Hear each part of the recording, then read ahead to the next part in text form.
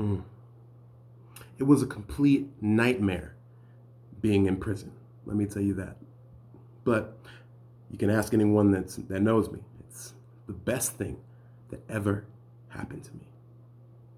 Not because of the CEOs, not because of the government, but because of the decisions that I made about myself and because of the meditation that I could do on the success that I knew that I could have when I got out. Well, I got out. I worked harder than I had ever worked in my whole entire life, day in and day out, right? On top of that, I have a great support system. And still, at every corner, it seems that the government, parole, is trying to knock you off kilter. Out of everyone that was released around the same time as me, I am the only person to still be out and not have gone back. That's sad. The recidivism rate in America is over 75%. That means more than 75% of people that get out of jail go back. How do we stop this? See, when a felon gets out of incarceration, however that may be, they have an extreme amount of energy and positivity and they're ready to go. And they've been hearing for however long they've been locked up that society has ways and is ready to receive them and they're going to have opportunities. A lot of them have been doing specialized job training for sometimes 10 years, right? And nothing that they tell us is true when we get out. And it leaves a lot of people in a situation where they have to go back to the only thing they know to survive. And unfortunately, there's another string of events like not having a vehicle, and that stems from finances.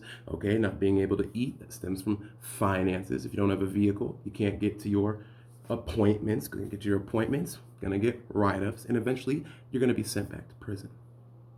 It's that revolving door that needs to stop. And how do we stop it? From the inside or from the out? Well, personally, I thought about how I had a whole different attitude. And when I approached things, I approached them and said, why not? And I don't look at myself as a felon. I've been a leader my whole life.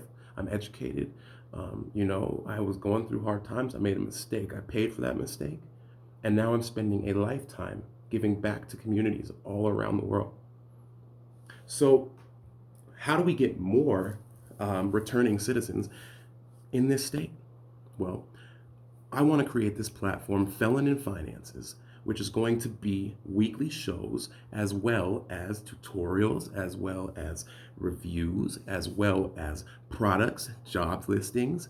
We're going to help people with their resumes, networking, the whole 9 yards, as well as starting businesses and doing certain side businesses online. That offers a unique opportunity for felons to not be judged. 3 of my current businesses are online, and I feel the most freedom in that because even though I do good business, I make good money, I'm an honest man, and I work hard. When people find out that I have been incarcerated or that I'm a felon, the conversation changes. I'll just leave it at that. But I also realize that a lot of people that are incarcerated have been through a lot more than I have. And I've had a rough life, but not the roughest. And I saw the hunger and I saw the desire of people to do good when I was in prison. And to know that most of those people are probably locked up again,